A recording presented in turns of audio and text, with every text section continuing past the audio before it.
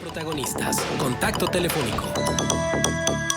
Se trata del economista Axel Amarillas. Con él hablamos de la información dada a conocer por Coneval referente a que en lo que va de este sexenio la pobreza se ha incrementado en un 7.3%.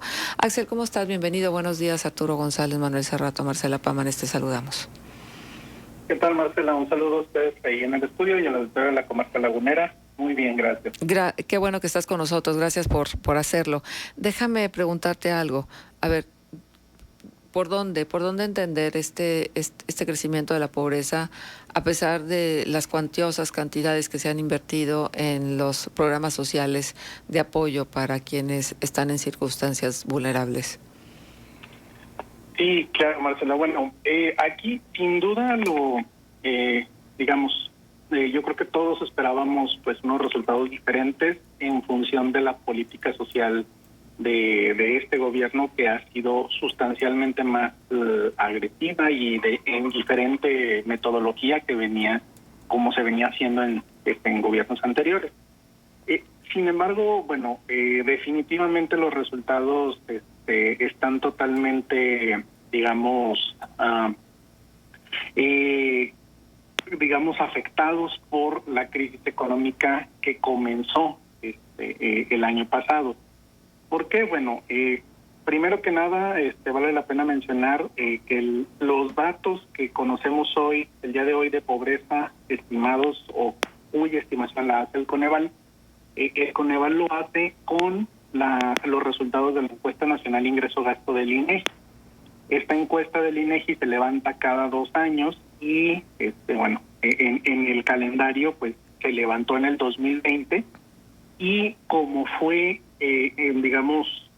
su levantamiento habitual va por ahí más o menos de los meses de marzo a agosto, pues recordaremos que en esos meses era cuando estábamos en los principales, en los puntos más álgidos de la contingencia sanitaria, y esta encuesta se tuvo que levantar con una metodología un poquito diferente, precisamente porque no se pudo llevar a cabo, no se pudo concluir el levantamiento con la información cara a cara como tradicionalmente lo hace el INEGI.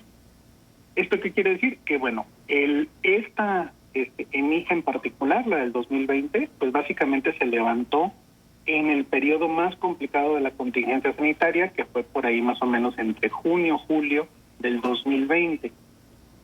¿Cuál es la característica que va a tener esta información? Que básicamente va a radiografiar cómo le estaba afectando la crisis económica, en su máximo esplendor, al ingreso y gasto de los hogares. Esto explica por qué los indicadores de pobreza evidentemente se disparan en comparación con 2018, porque la comparación que estamos haciendo entre 2018 y 2020 pues es de momentos económicos sin duda muy diferentes.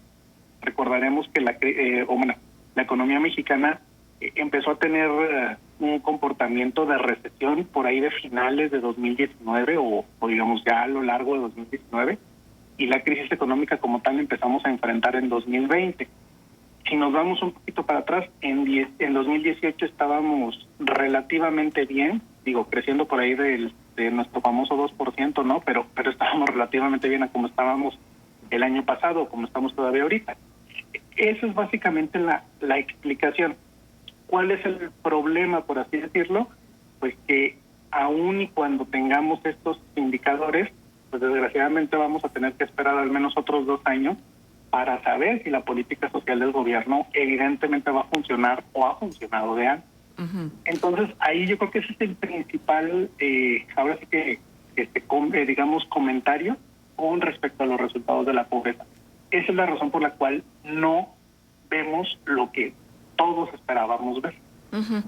Ahora, el hecho de que entidades federativas como Chiapas, Guerrero, Oaxaca se mantengan en su tendencia desde 2018 en función de la pobreza y por ejemplo, Quintana Roo, Tlaxcala y Yucatán haya aumentado también la proporción de la población en pobreza, ¿qué referencia podemos tomar si estos son los 3 estados, Chiapas, Guerrero y Oaxaca, más subsidiados precisamente por el tema de la pobreza? ¿Qué quiere decir? Que el dinero que les llega no se emplea para estimular actividades económicas o para que haya un poquito más de oportunidad en función de que cada individuo, cada persona que lo recibe pueda tener un aliento distinto? Definitivamente, ahí, primero que nada, de estos resultados que tenemos por estado, vale la pena mencionar que los estados donde más se incrementó la pobreza fueron Quintana Roo, Baja California Sur. ¿Eso a qué escenario nos lleva? Las entidades más golpeadas por la cuestión del turismo sanitaria, sí, precisamente por la baja o básicamente el cierre de las actividades turísticas. Es decir, esos estados, particularmente, bueno, la política social del gobierno federal, pues no estaban a lo mejor muy, digamos, no se pensaba que fueran mayormente favorecidos, porque pues eran entidades que año con año tenían crecimientos económicos elevados porque incrementaban su nivel en este caso, de ofrecimiento del turismo. Sin embargo, con la contingencia sanitaria que, digamos, nos llegó en un contexto que nadie esperaba o con tal magnitud que nadie esperaba, sí vale la pena mencionar ahí que se refleja evidentemente cómo la crisis económica sin apoyos gubernamentales golpea fuertemente al bienestar de la población. Lo otro que menciona Marcela, sin duda, es, digamos, la misma explicación que mencionaba en un principio, o sea, es el efecto de la crisis económica, pero ahí vale la pena mencionar precisamente esta comparación, esta disyuntiva, ¿no? Cómo los escenarios de Quintana Roo y Baja California Sur son tan diferentes en comparación a lo mejor un poco con Chiapas, con Oaxaca, con Guerrero, donde si bien en algunos de estos estados la pobreza aumentó, lo hizo en un porcentaje relativamente bajo en comparación con otras entidades. Por ejemplo, podemos también ver cómo entidades como Nuevo León, como Querétaro, inclusive Coahuila, que son entidades eminentemente, digamos, industriales, también incrementó la pobreza precisamente relacionada con el impacto que tuvo la contingencia sanitaria, sobre todo al principio de esta misma, con el cierre de las actividades industriales. Entonces, ahí yo creo que nuestra principal reflexión debe de ser que el impacto o el golpe de una crisis económica a una región, independientemente de lo pujante que ésta sea, sin apoyos gubernamentales, sí afecta gravemente al bienestar de la población, y lo vemos con los datos de Quintana Roo y de Baja California Sur. Axel, te saludo con mucho gusto, Arturo González. Quiero preguntarte precisamente en esa línea. Entonces, esto es un golpe, este resultado de la evaluación de Coneval, es un golpe a la estrategia, o digamos no estrategia, del gobierno federal en medio de la pandemia, ¿no? Se cuestionó mucho que no hubiera un plan de estímulos durante la pandemia para mitigar la crisis, y que el gobierno haya mantenido su política básicamente igual, como si no hubiera ocurrido nada. ¿Es esto la confirmación del error que cometió el gobierno federal? Definitivamente esto es la muestra, digamos, de los efectos negativos que tiene pues ahora sí que la no ayuda, ¿no?, en momentos de crisis económica. Estos son los impactos negativos. Vale la pena mencionar también los impactos positivos.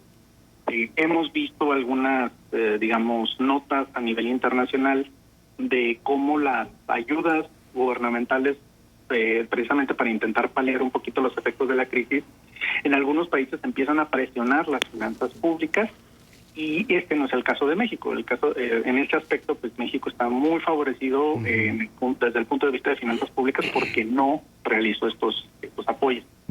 Entonces ahí pues vale mucho la pena, digamos, a lo mejor intentar comparar o compensar una cosa con la otra.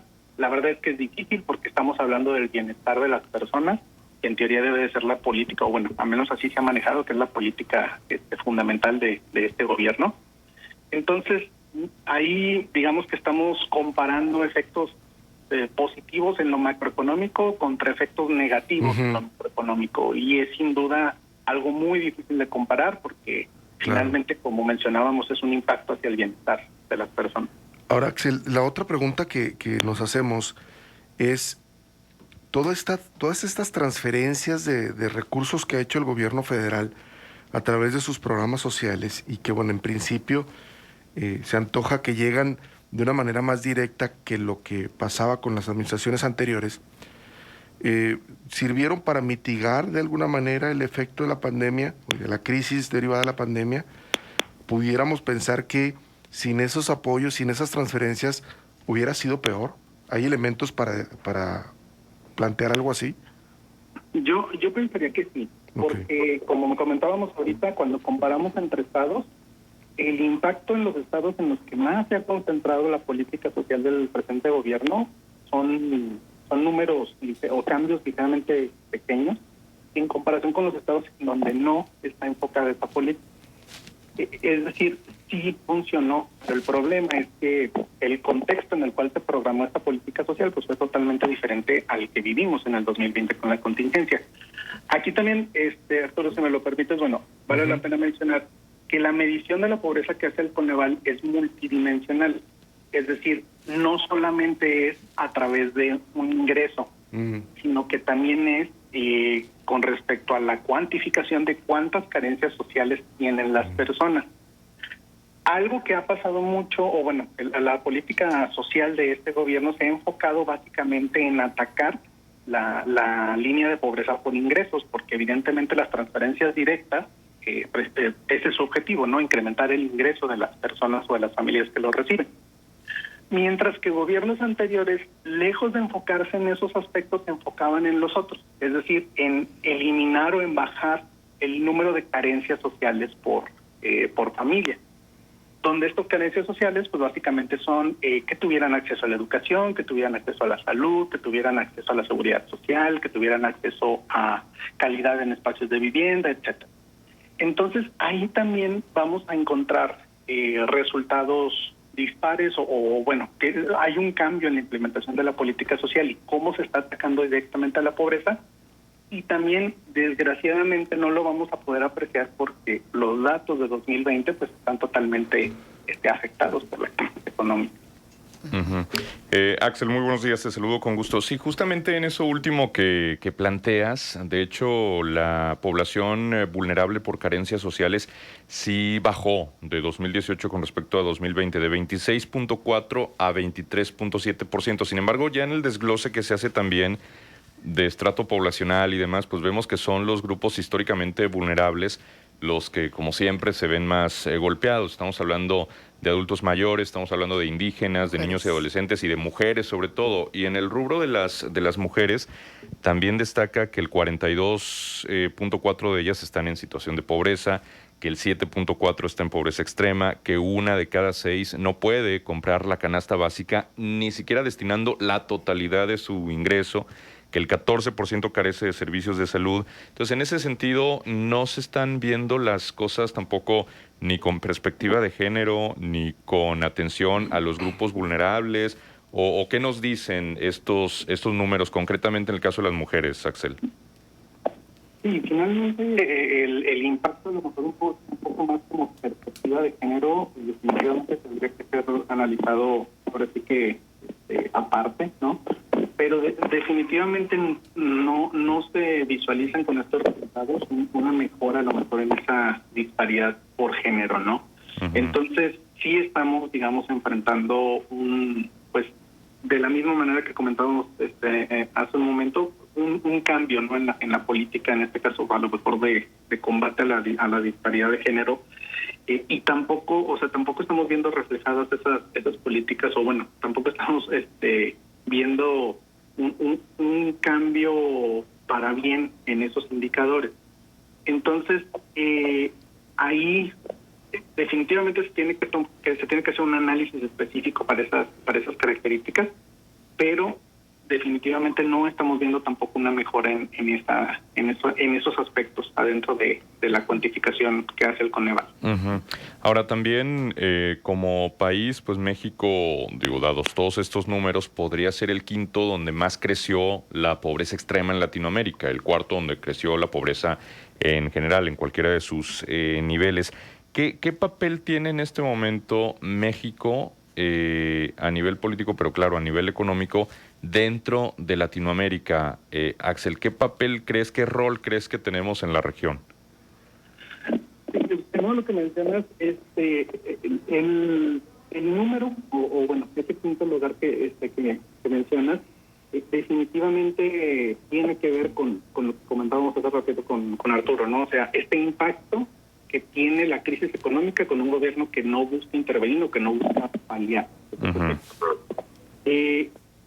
Aquí el punto es que ese impacto que tuvimos, pues afectó de diferentes maneras así que los diferentes tenemos, ¿no? Sí. Aparentemente afectó más a los Méxicos que son más productivos y afectó menos a históricamente han sido, digamos, más golpeados, ¿no?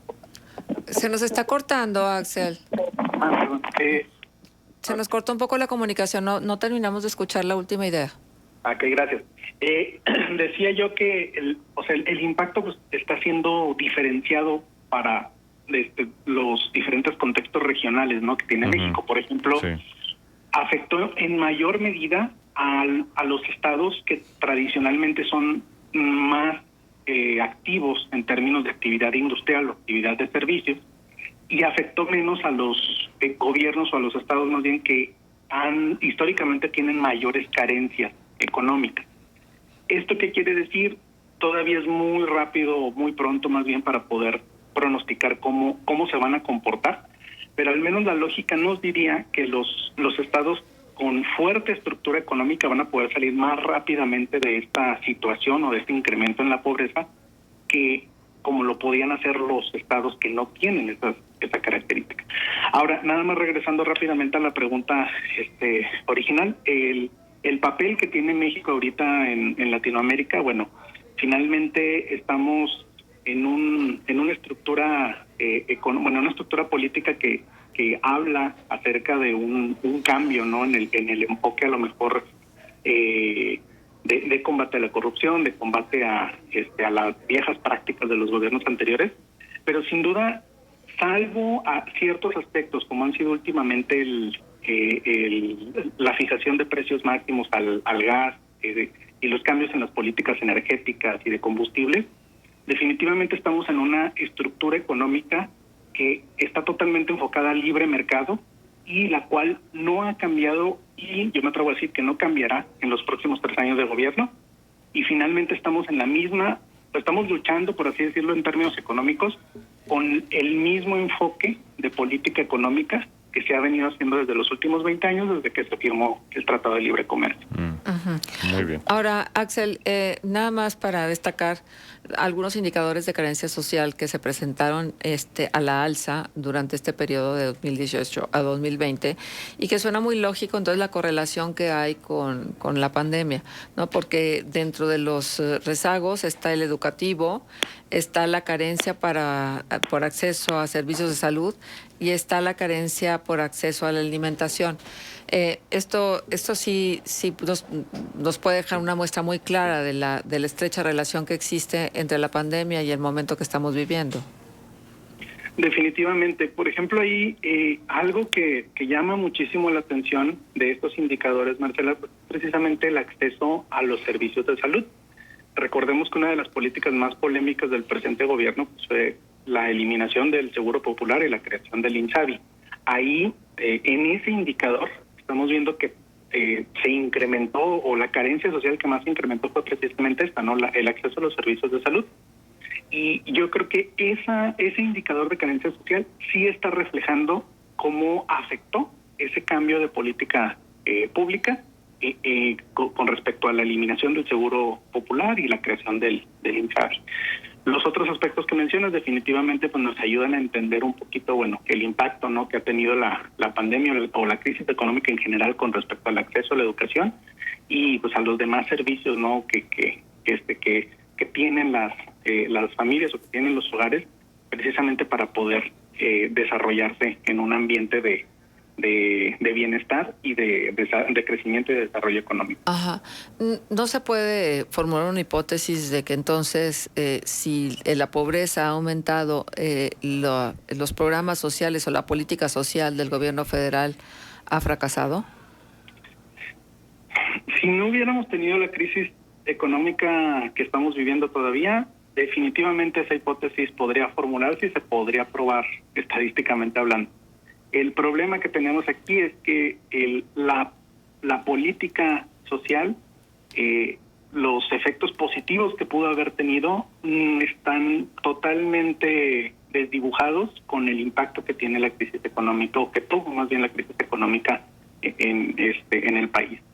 Entonces yo creo que si no tenemos otro efecto económico extraordinario, valdría la pena llevarnos este análisis a la ENIC 2022 y por ende los resultados de pobreza del 2023. Uh-huh. Ahí ya vamos a poder tener un escenario un poquito más claro de cuál fue el impacto directo, cuál es el impacto en las condiciones económicas precisamente de la política social de este gobierno. Sin embargo, el IMCO, por ejemplo, refiere que todo esto implica repensar la política social para lograr que las transferencias monetarias lleguen a las familias que más lo necesitan, combinado con una mayor inversión en infraestructura social para subsanar carencias y romper ciclos de pobreza. Por último, y debido a su estrecha relación, se debe incentivar el crecimiento y la formalización de un mercado laboral que provea oportunidades para que los mexicanos salgan de la pobreza. ¿Tú coincidirías? Definitivamente hay aspectos que esta medición de la pobreza de Coneval sí te está diciendo que se están haciendo mal o que se tienen que atacar de diferente manera. Okay. Como es el que comentábamos, el acceso a servicios de salud, como lo que decíamos acerca de cuáles fueron las entidades en las que más se incrementó la pobreza. Es decir, definitivamente la medición de Coneval sirve para prender focos rojos en ciertos aspectos de la política social actual, en su manera de implementar y en los programas que complementan esa política social más allá de las transferencias gubernamentales a los hogares. Entonces, definitivamente esta información debe de ser muy útil y la debe de incorporar el gobierno federal a sus siguientes, lineamientos dentro de su política social, porque le está diciendo por dónde no está funcionando, al menos, o sea, está evidente los focos rojos que se pueden llegar a prender. Pero bueno, ya sabemos mucho acerca de los famosos otros datos, o ya hemos escuchado mucho acerca de los famosos otros datos, y ahí vale la pena mencionar, el Coneval no hace sus propios datos, son los datos del INEGI, y pues finalmente los datos del INEGI son los datos del gobierno mexicano, del Estado mexicano. Muy bien. Axel, muchas gracias por estar con nosotros, por aceptarnos la llamada y por ofrecernos sus comentarios. Por nada, un gusto estar con ustedes, Marcela. Hasta pronto. Hasta pronto. Axel Amarillas, economista, estuvo con nosotros. 8:09. Vamos a la pausa y regresamos. Contextos.